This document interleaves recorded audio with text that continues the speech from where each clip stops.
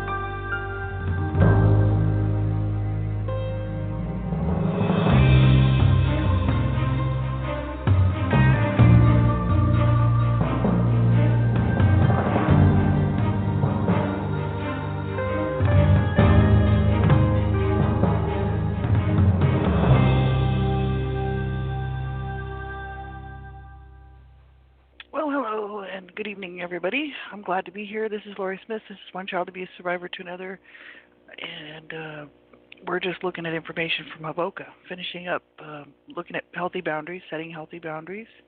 And as adult survivors of child abuse, it's very important to learn how to do that.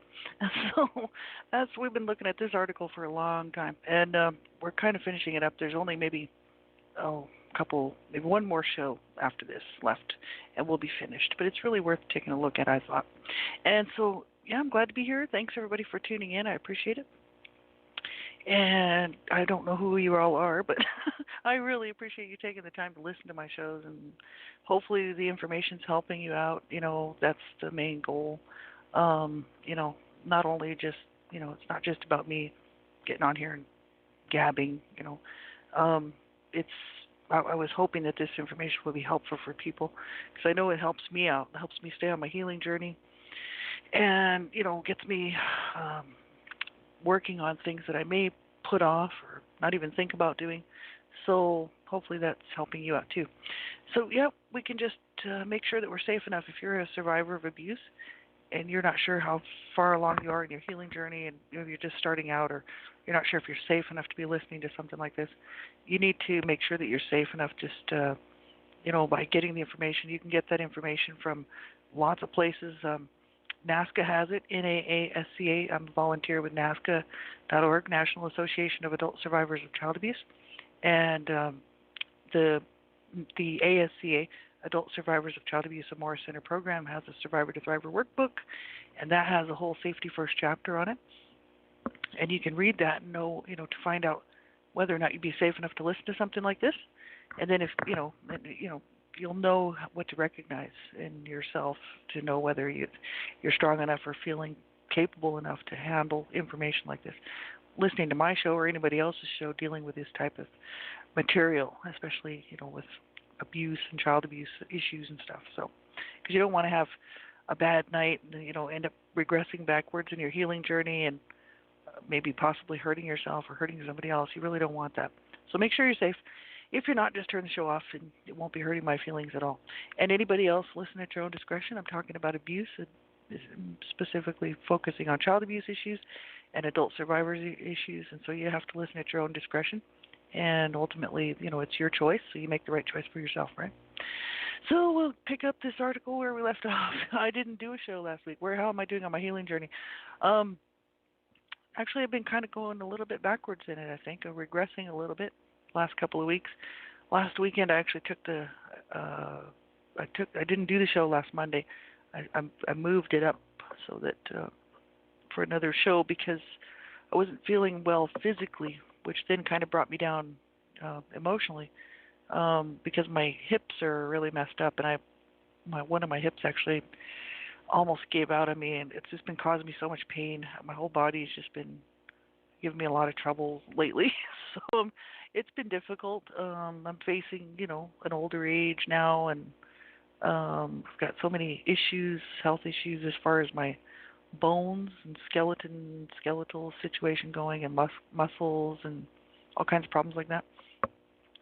So I was kind of depressed, last weekend because I missed going out. I was invited to a friend of mine's for dinner, and I couldn't go because it was so painful for me to walk. I couldn't go for dinner, so I was just a little down, sitting around kind of feeling sorry for myself. I didn't do any work on my healing journey at all.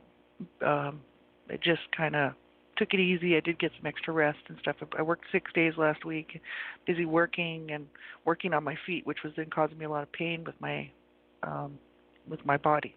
So I was just in a lot of pain the last few weeks, and it's emotional pain, but it was mainly physical pain, but it was also some emotional pain because of the physical pain, because I know where those wounds come from. So I know that the abuse that I suffered as a child is the wounds and the problems I have with my hips and my bones are all really just a leftover from the abuse that I suffered as a child. So it just kind of brought me down a little bit.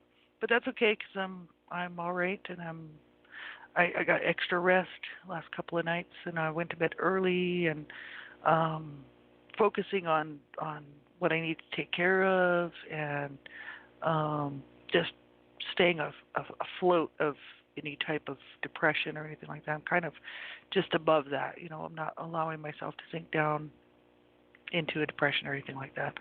And so I'm holding in there pretty good. But I'm glad to be back here tonight, and so we'll get started with this article. But yeah, this is something we can always ask ourselves, how we're doing on our healing journey. Take a look, sort of an inward reflection to see how we're doing, whether we need to work on some things or reach out for help or whatever it is. Take a minute to think about it, right? So this article is from HAVOCA, HAVOCA, Help for Adult Victims of Child Abuse. This is it's under their Information for Survivors tab. It's called Personal Boundaries, and we're looking at the help sheet section. And the next section up here is called Self-Empowerment. I'm just reading right from from their website. So you can go there if you want to, and you can check it out, havoca.org, and you can take a look at this article on your own time, and it's really worth looking at. Self-empowerment. When you look outside yourself for self-definition and self-worth, you are giving your power away and setting yourself up to be a victim. Society has trained you to be a victim, so you have been taught to give your power away.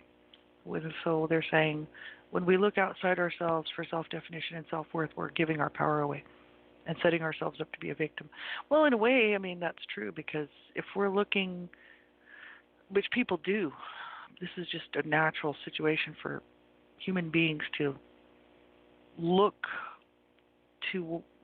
for somebody else to define us.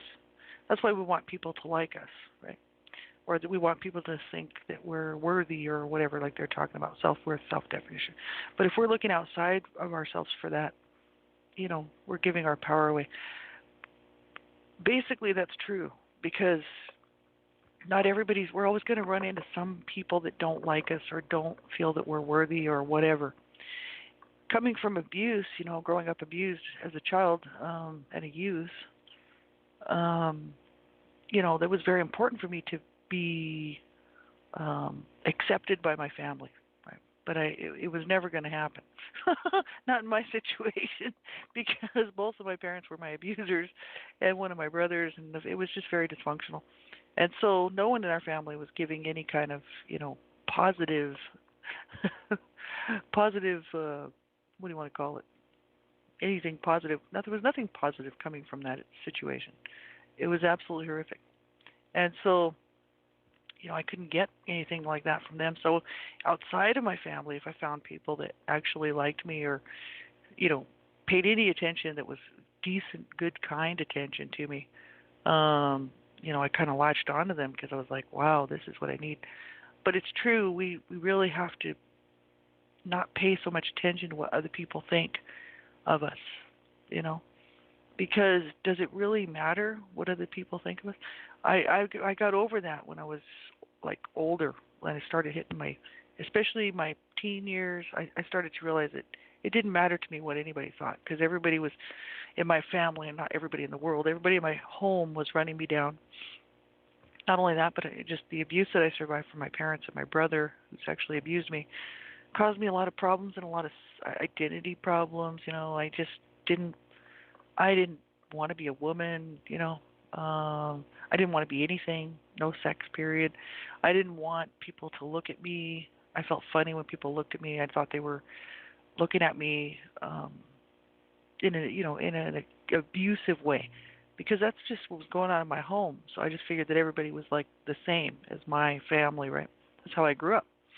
So as I got older, I started to realize that's not true. There was good people out there, here and there. I'd run into somebody who kind of showed me that there are good people in the world, and I started to realize that it didn't, my own family was never going to accept me. So I needed to really not worry about that. But it still hurt, and it still does, you know what I mean, to a certain extent. But I don't let that define me. So as far as looking outside for self-definition and self-worth, I know that I'm worthy, to be on this planet, and that I have every right to have a good life that like everybody else has, and be treated decently and with respect and care and concern, and especially because if I do that, and that's how I live my life, and I treat other people with respect and decency and care and concern, and and dignity, that common decency and human dignity that we all deserve to be treated with, then I would expect that back.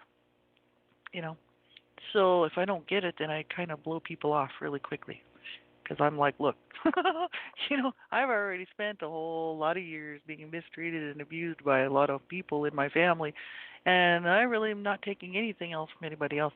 So I'll give people the benefit of the doubt, because I want people to trust me too. And then, after they show me their true colors, depending on which way it goes, if they're not going to treat me decently, I'm gone, or they're out of my life, or whatever. Because I am deserving of love. I am deserving of care. I am deserving of being treated decently. And I didn't deserve to be abused, and neither did you. And we have to make sure that, we're not looking for other people to define us, to see if we're worthy enough. Are we good enough? Right? Are we okay enough? Right? It's like so much of the world wouldn't have a good opinion, and even if they knew us, wouldn't have a good opinion, right? We have to not worry about what other people think, and that's what I started to do when I got older. In my mid-teens, I guess maybe late teens, I developed a sort of an attitude of screw the world. And even me and my best friend used to say stuff like that, It's like, we didn't say that, but we say the F word, we were just, angry teens coming from an abusive situation. And, it's like, I was like, I don't need the world to tell me that I'm worthy to be alive, I mean, I was made to, my mother actually used to tell me that I didn't deserve to be alive. And some of my siblings did too, which is really sad that my siblings would go the way that my dad actually never said anything like that to me, but my mom did. And because I was born out of marital rape. And so my mom just wanted to make sure that I knew that she didn't love me and didn't want me, and I didn't deserve to be alive. Right? So some of my siblings followed suit and used to say stuff like that to me. And my sister, one of them, who was 5 years older than me, who should have known better, but she throws stuff at me like that's why she's out of my life. She's not welcome around me because she can't behave herself. And it's like, if you're going to treat me like garbage, then you can't expect that you're going to be in my life. And that's a boundary. And that's my boundary. And I don't allow people to abuse me. No, I don't.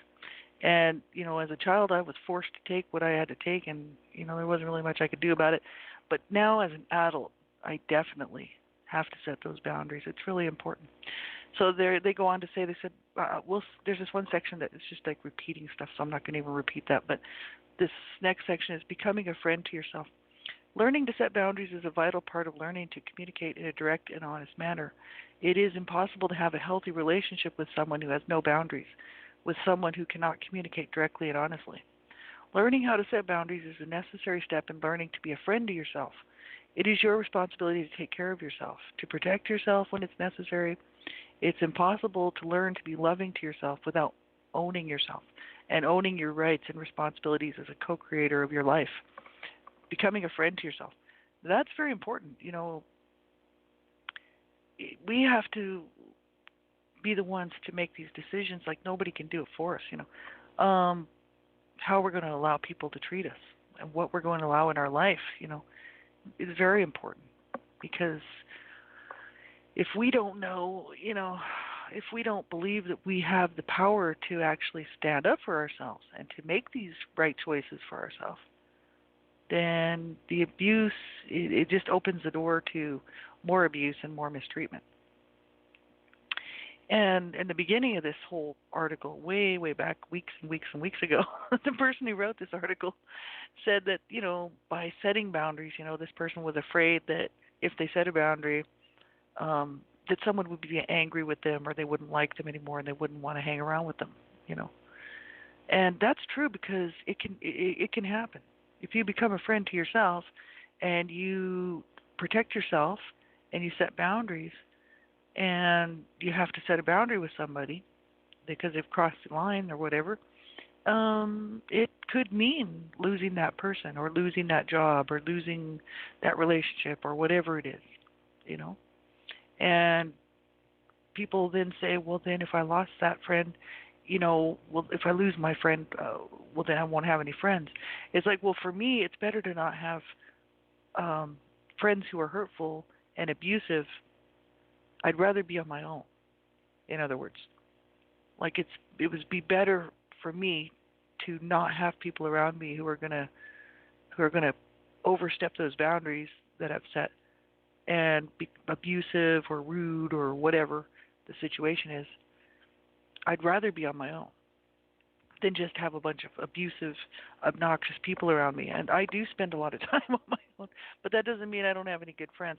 I actually have some really good friends, and, we're just busy. Everybody's busy. We're all older adults and busy with our lives, but I have some really good friends, and I've made some really good friends, so I've proven to myself that I can maintain relationships, which is a great thing, because I decided that because I grew up abused, I didn't want to treat people the way that I don't like to be treated, abusively and hurtful. And so when I especially hit my 30s, I decided I'd change my ways and expect from other people that they were going to treat me right, and I would do the same for them. And I've made some mistakes along the way, but I normally spot it. If I don't spot it right away, I do eventually. And then I apologize for it, because nobody's perfect, right? But the issue is like, we have to decide what kind of lifestyle we're going to live and who we're going to let in our lives. It's very, very important. And it's like, do we want to live a life of more abuse and more trauma, or do we want to get out of that cycle and have a decent life? I'm glad I made that decision a long time ago. I actually did that long before I started my healing journey. My healing journey just all started basically at the age of 42, because I was spiraling downward into a suicidal depression. It wasn't because of my life choices that I was, being abused or anything as an adult. Like, I have really done well to keep abusive people away from me as an adult, because I decided, like, I'm not going to spend the rest of my life being abused by somebody. Like, that's ridiculous. But I realized, like, what my parents had done to me was wrong, what they did to my other siblings was wrong, and then what my brother had done to me was wrong, and that it never should have happened. And that as an adult, I have to take steps, to learn, like they said, to set boundaries. We have to take those necessary steps to learn to be a good friend to ourselves. I decided I did not want to live a life of complete destruction, because my childhood was destroyed by my parents, and then the early part of my youth, until I hit the age of becoming an adult, under those situations and circumstances, then I didn't do well until about the age of 22, 23, doing a lot of drugs, not taking care of myself. And I realized at that point, I was like, I'm going to end up in the gutter, dead from a drug overdose or, killed in a drug deal situation or anything like that. I got off the drugs and I started to change my lifestyle. But I didn't do anything with my healing journey stuff until the age of 42. So it was a long road of not denial, but just kind of just not doing well. You know what I mean? I've never really done all that well. But the issue is I don't allow abusive people in my life, so I can sit back at the end of the day, and all the people that are in my life are really good people, and that's a choice. It's definitely a choice. I could just go out and allow myself to get into relationships with hurtful people, abusive people, people that are going to drag me down and treat me bad, and I just don't. I refuse. I'd rather sit by myself and find something to do and stay busy than to allow that kind of stuff in my life. So it's very, very important. And like they said, they said here it's impossible to learn to be loving to yourself without owning yourself, your rights, your responsibilities, and to be a co-creator of your life. That's what the article is sort of focusing on. But it's quite interesting, really. It is. It's very, very important. And I still have issues with some boundary stuff, because I don't really like to have to stand up for myself in a sort of a tense situation, because I'm not used to the outcome working in my favor. Because being abused as a child, I basically lost out any time I opened my mouth, because if I opened my mouth, I'd get a beating for sure by my mother and my dad, but my mom was my main abuser.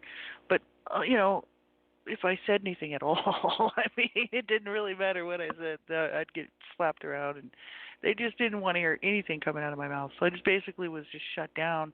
As an adult, I have a little bit of difficulty expressing my needs and even thinking that I really deserve to have my needs met in some situations. It's a fear, and that I need to overcome, because I'm an adult now. I have rights. I'm a responsible adult. I have rights. I have equality just like everybody else. Like I deserve to be treated with dignity and care and concern, and that goes with everything. Bosses, doctors, it doesn't matter who it is, we should not allow ourselves to be mistreated, period, by anybody. It's incredibly wrong. But people do, and it's a sad situation, to maintain a friendship. Well, if I say anything, I might lose that person as a friend, No, well, that person isn't your friend. If someone's abusing me, if a friend is abusive to me or taking advantage of me or whatever the issue is, they're not a real friend. Because if you said something and they didn't change their ways, they're not a real friend. Especially if they didn't realize they were doing it. That's why I've made mistakes in the past, and as a friend, and you know what I mean. People say things and do things that are hurtful. The issue is once you recognize it, you got to make it right, and let that person know, I'm sorry, I was wrong, whatever. But people have a real hard time with that. But if you really care about somebody, you will apologize and change your ways. That's what I wish my parents would have done. I didn't want my parents my parents were arrested and brought up on child abuse charges, but not with me, with my older brother. But the thing is they were brought into court, and we had CPS around, and we were all being monitored, for abuse, looking for signs. The people would come with their clipboards and check on us, But the issue is I wouldn't have wanted my parents to go to jail. I didn't want to be removed from my home. And I loved my parents, right? I thought that I hated them for a long time, but when I was really little, like a little girl, of course I loved my mom and I loved my dad. I wanted them to love me. I wanted them to do the right things by me, but they wouldn't do it. And that's, and I realized, because I realized that, especially at the age of 42, after taking a big, huge look at this whole thing that I call, a life of death, really, which is, being born in hell, which is what I titled all my stuff. Um, I didn't want to be like them. I was like, no, I'm not going to be like my parents. I'm going to take responsibility for my actions, for myself, for what I say, for what I do. I'm going to own my life. And that means owning my choices. That means owning my rights. It means owning what I say to people. So if I hurt somebody, I need to apologize, or if I do something that hurts somebody, I need to make it right, because that's what I wish my parents would have done. It would have made all the difference in the world. It would have never taken away the abuse. It wouldn't have taken away what happened, but it would have meant that they actually really did care. Because when somebody apologizes and tries to make things right, that means, they care enough to do that. Right? And so that's a boundary. We have to make sure that people are not hurting us, in any relationship. Even if it's a work relationship, a boss or coworker or whatever, somebody's causing us difficulties, they don't have a right to do that. We have a right to protect ourselves, and we do have a right to stand up for ourselves. But it's so difficult as a survivor of abuse to stand up for ourselves, and for many abuse survivors of any type, right? Because we weren't allowed to stand up for ourselves. See, and I grew up in a situation where I was not allowed to stand up for myself at all. Because if I said anything at all to stand up for myself, I'd be beaten by my mother especially. Pummeled. Like, she would just beat the crap out of me for standing up and saying anything at all to try to exonerate myself, to explain something. I was not allowed to defend myself at all. So what that set me up for was not being able to defend myself as a young person and as an adult. So then as a teen, in order to protect myself, I became very irate and angry and pushy, and I wanted to make sure that people knew that I was not to be messed with, because I would be the one to hurt them. So that made me a terrible teenager that nobody wanted to be around. I had a few friends who were really good to me, and but most people just avoided me because I was toxic, and I was like, you're not going to get the best of me because I'll get the best of you first, right? Basically, that's what happened. Then, as an older person, I didn't want to be like that. I wanted people to like me, and I wanted to like people, and I wanted to be a good person. So then I can't stand up for myself. It's horrific what this stuff does to people, and we have to make sure that we get help with this stuff, right? I'm learning how to do it, but it's really, really slow going. I'm learning how to set boundaries and how to get my needs met, and that it's perfectly okay that I have needs. Because abused children, your needs are not met. My needs were not met. My needs for safety, my needs for love and care and concern, I would say, physical needs definitely not met. A lot, actually, most of my physical needs, except for food. My mom and dad did feed us. They let us eat, so we were not starved. We weren't allowed to sit around just eating all the food, but we were fed, and we were never taken to the doctor. We were never told that we should take a bath or brush our teeth or take care of ourselves. A lot of neglect, physical abuse, my needs were not met, right? So as an adult, I have a real difficult time figuring out that, it's okay to have needs and it's okay to get them met. And it's, and I'm getting old, like I'm pushing 54 here. It's very, very difficult. So what I would say to you, we only have about a minute left. If you're a survivor of abuse and you're struggling and having a hard time, I always say this on all of my shows.